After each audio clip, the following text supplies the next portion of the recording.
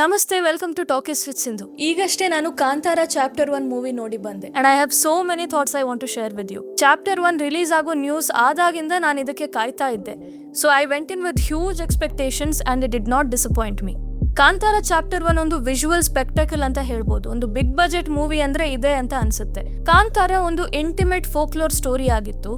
Chapter 1 is much big in scale and much impressive. Tone ಮತ್ತೆ approach ಅಲ್ಲೂ ಕೂಡ ತುಂಬಾ ಚೇಂಜಸ್ ಇದೆ. ನಮ್ಗೆ ಅದು ಟ್ರೇಲರ್ ಅಲ್ಲೇ ಗೊತ್ತಾಗಿತ್ತು. ಇನ್ನು ಸ್ಟೋರಿ ಮತ್ತೆ ಸೆಟ್ಟಿಂಗ್ ಬಗ್ಗೆ ಹೇಳೋದಾದ್ರೆ ಆ ಎಪಿಕ್ ಸ್ಕೇಲ್ ಮತ್ತೆ ಗ್ರ್ಯಾಂಡ್ಯೂರ್ ನಂಗೆ ತುಂಬಾ ಇಷ್ಟ ಆಯ್ತು. ಇಂಟಿಮೇಟ್ ಫೋಕ್ಲೋರ್ ನ ಗ್ರ್ಯಾಂಡ್ ಎಪಿಕ್ ಜೊತೆ ತುಂಬಾ ಬ್ಯೂಟಿಫುಲಿ ಕಂಬೈನ್ ಮಾಡಿದ್ದಾರೆ. ಆ ಒರಿಜಿನಲ್ ಕಾಂತಾರದಲ್ಲಿದ್ದ ರಾ ಅರ್ಥಿ ಫೀಲ್ ಇನ್ನೂ ಸ್ಪೆಕ್ಟ್ಯಾಕ್ಯುಲರ್ ಆಗಿ ತೋರಿಸಿದ್ದಾರೆ.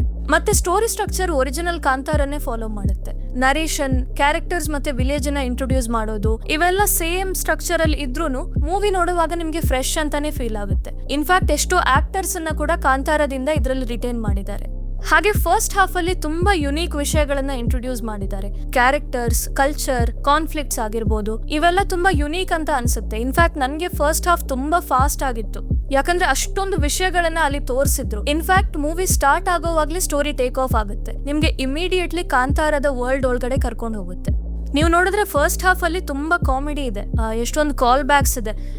ನಿಮ್ಗೆ ಸೊಪ್ಪು ಡೈಲಾಗ್ ನೆನಪಿದ್ರೆ ಅದ್ರ ಕಾಲ್ ಬ್ಯಾಕ್ ಇಲ್ಲಿ ತುಂಬಾ ಫನಿ ಆಗಿದೆ. ಒಂದ್ 2-3 ಆಕ್ಷನ್ ಸೀಕ್ವೆನ್ಸಸ್ ಇದೆ, ಮತ್ತೆ ಒಂದು ರಥದ ಸೀನ್ ಇದೆ, ಅದು ತುಂಬಾ ಫನಿ ಅಂಡ್ ಎಂಗೇಜಿಂಗ್ ಆಗಿದೆ.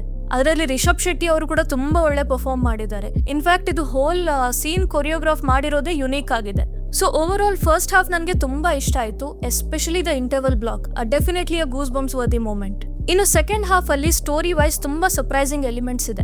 ಎಷ್ಟೋ ವಿಷಯಗಳನ್ನು ಕೂಡ ಇಂಟ್ರೊಡ್ಯೂಸ್ ಮಾಡಿದ್ದಾರೆ. ಆ ಕಾಂತಾರದ ರಾ ಎಮೋಷನ್ಸ್ ಅನ್ನ ನೀವು ಸೆಕೆಂಡ್ ಹಾಫ್ ಅಲ್ಲಿ ಕಂಪ್ಲೀಟ್ಲಿ ಫೀಲ್ ಮಾಡ್ತೀರಾ. ಮತ್ತೆ climax is amazingly shot. Acting, back ground music, cinematography ಎಲ್ಲಾನು ಬ್ಯೂಟಿಫುಲಿ ಕೂಡಿ ಬಂದಿದೆ. ಇನ್ನು ಪರ್ಫಾರ್ಮೆನ್ಸಸ್ ಬಗ್ಗೆ ನೋಡೋಣ. Gulshan Devaiah is the best fit for this roll. First half ಅಲ್ಲಿ ಅವರ ಸ್ಕ್ರೀನ್ ಟೈಮ್ ಸ್ವಲ್ಪ ಕಮ್ಮಿ ಇತ್ತು, ಆದ್ರೆ ಸೆಕೆಂಡ್ ಹಾಫ್ ಅಲ್ಲಿ ಅವರ ಕ್ಯಾರೆಕ್ಟರ್ ನ ಒಂದು ಡಿಫ್ರೆಂಟ್ ಶೇಡ್ ಅನ್ನೇ ತೋರಿಸಿದ್ದಾರೆ. ಅಂಡ್ ಗುಲ್ಶನ್ ದೇವಯ್ಯ ಅವರು ಆ ಕ್ಯಾರೆಕ್ಟರ್ಗೆ ಕಂಪ್ಲೀಟ್ಲಿ ಜೀವ ತುಂಬಿದ್ದಾರೆ. ಅವರಿದ್ದ ಪ್ರತಿಯೊಂದು ಸೀನ್ ಕೂಡ ನನಗೆ ಮತ್ತೆ ಮತ್ತೆ ನೋಡ್ಬೇಕಂತ ಅನ್ನಿಸ್ತಿತ್ತು. ಇನ್ಫ್ಯಾಕ್ಟ್ ಕ್ಯಾಮ್ರಾ ಬೇರೆ ಯಾರನ್ನಾದ್ರೂ ತೋರಿಸ್ತಾ ಇದ್ರೆ ನನಗೆ ಇವರನ್ನೇ ನೋಡ್ಬೇಕು ಅಂತ ಫೀಲ್ ಆಗ್ತಿತ್ತು. ಇನ್ನು ಯುವರಾಣಿಯ ಕ್ಯಾರೆಕ್ಟರ್ ರುಕ್ಮಿಣಿ ವಸಂತ್ ಅವರಿಗೆ ಹೇಳಿ ಮಾಡಿದ ಪಾತ್ರ.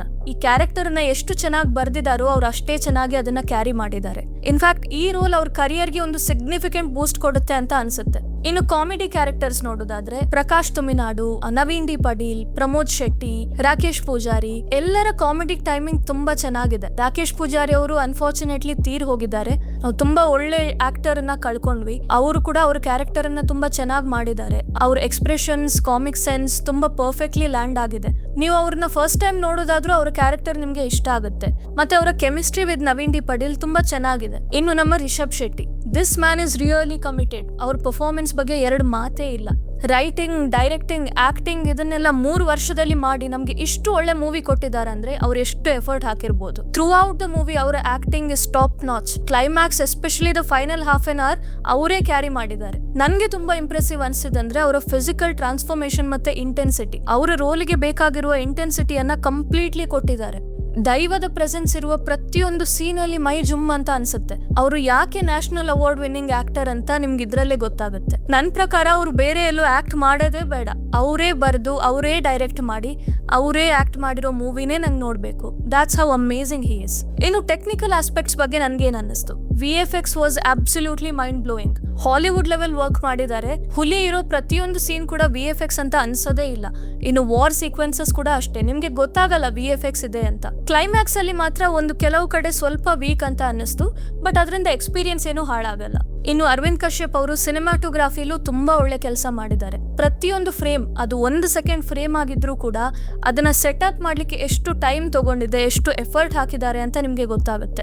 ಎಷ್ಟೋ ಮೂವೀಸ್ ಅಲ್ಲಿ ವೈಡ್ ಶಾಟ್ಸ್ ಮತ್ತೆ ಡ್ರೋನ್ ಶಾಟ್ಸ್ ಅನ್ನ VFX ಯೂಸ್ ಮಾಡಿ ತೋರಿಸ್ತಾರೆ, ಬಟ್ ಇಲ್ಲಿ ನಮ್ಗೆ ಅದು ಸೆಟ್ ಅಂತ ಗೊತ್ತಾಗದೆ ಇರೋ ತರ ಬ್ಯೂಟಿಫುಲಿ ತೋರಿಸಿದ್ದಾರೆ. ಇನ್ನು ಆಕ್ಷನ್ ಸೀಕ್ವೆನ್ಸಸ್ ಅಲ್ಲೂ ಸಿಂಗಲ್ ಟೇಕ್ಸ್ ಅನ್ನ ತುಂಬಾ ಬ್ಯೂಟಿಫುಲಿ ಎಕ್ಸಿಕ್ಯೂಟ್ ಮಾಡಿದ್ದಾರೆ. ಒರಿಜಿನಲ್ ಕಾಂತಾರ ಒಂದು ಟೀಲ್ ಅಂಡ್ ಆರೆಂಜ್ ಲುಕ್ ಅಲ್ಲಿ ಇತ್ತು, ಇದ್ರಲ್ಲಿ ಅದನ್ನ ಸ್ವಲ್ಪ ಮಾಡಿಫೈ ಮಾಡಿ ಟೀಲ್ ಅಂಡ್ ರೆಡ್ ಲುಕ್ ಇಟ್ಟಿದ್ದಾರೆ. ನಿಮ್ಗೆ ಲ್ಯಾಂಪ್ಸ್ ನೋಡುವಾಗ ರೆಡ್ ಇರೋದು ಗೊತ್ತಾಗುತ್ತೆ. ಇನ್ನು ಮ್ಯೂಸಿಕ್, ರಿಷಬ್ ಶೆಟ್ಟಿ ಅವರು ಕಾಂತಾರದ ಒಂದು ಪಿಲ್ಲರ್ ಆದ್ರೆ ಅಜನೀಶ್ ಲೋಕನಾಥ್ ಅವರು ಇನ್ನೊಂದಂತ ಹೇಳ್ಬೋದು. Without Ajaneesh Loknath there is no Kantara.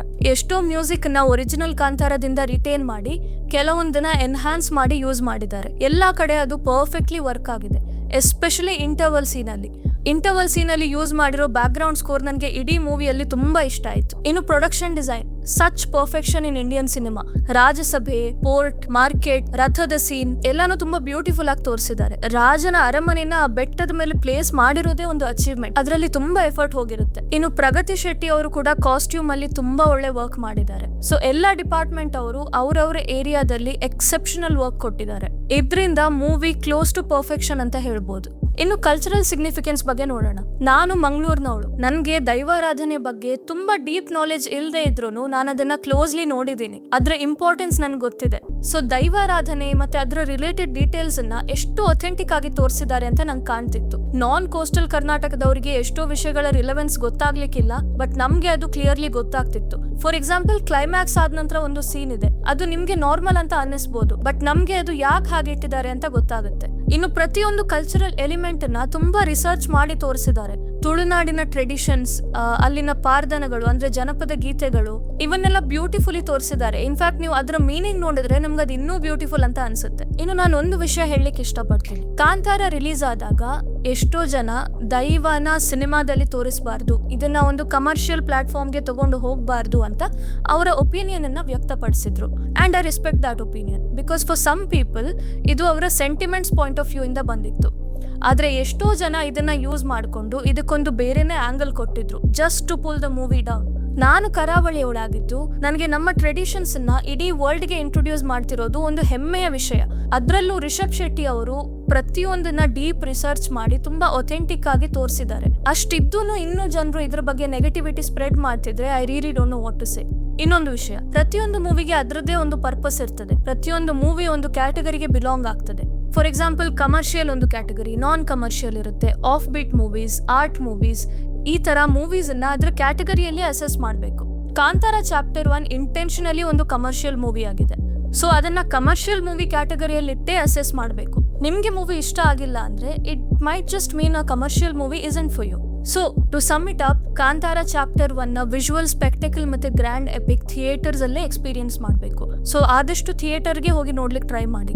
If possible ಐಮ್ಯಾಕ್ಸ್ ಅಲ್ಲೇ ನೋಡಿ, ನಿಮ್ಗೆ ಆಗ ಇದ್ರ ಫುಲ್ ಟೆಕ್ನಿಕಲ್ ಎಕ್ಸ್ಪೀರಿಯನ್ಸ್ ನ ಎಂಜಾಯ್ ಮಾಡಕ್ಕಾಗುತ್ತೆ. ನನ್ಗೆ ಆಕ್ಚುಲಿ ಐಮ್ಯಾಕ್ಸ್ ಟಿಕೆಟ್ ಸಿಗ್ಲಿಲ್ಲ, ಸೊ ನಾನು ಇನ್ನೊಂದ್ಸಲ ಹೋಗಿ ಐಮ್ಯಾಕ್ಸ್ ಅಲ್ಲಿ ನೋಡ್ಬೇಕಂತ ಇದ್ದೀನಿ. But this movie is one of a kind. ಈ ತರ ಮೂವಿ ಇನ್ನು ಬರುತ್ತೋ ಇಲ್ವೋ ಗೊತ್ತಿಲ್ಲ. ಸೊ ಪ್ಲೀಸ್ ಮೂವಿ ಮಿಸ್ ಮಾಡಬೇಡಿ, ಥಿಯೇಟರ್ ಅಲ್ಲೇ ಹೋಗಿ ನೋಡಿ. So that was my take on Kantara chapter 1. ನೀವು ಮೂವಿ ನೋಡಿದ್ರಾ? ನಿಮ್ಗೇನ್ ಅನ್ನಿಸ್ತು? ನನ್ನ ರೇಟಿಂಗ್ ಮೂವಿಗೆ 9.5 ಔಟ್ ಆಫ್ 10. ನಿಮ್ ರೇಟಿಂಗ್ ಏನು? ನಂಗೆ ಕಾಮೆಂಟ್ ಮಾಡಿ ಹೇಳಿ. ವಿಡಿಯೋ ಇಷ್ಟ ಆಗಿದ್ರೆ ಲೈಕ್ ಮಾಡಿ, ಚಾನೆಲ್ಗೆ ಸಬ್ಸ್ಕ್ರೈಬ್ ಮಾಡಿ. Thank you. ಬೇಗ ಸಿಗುವ.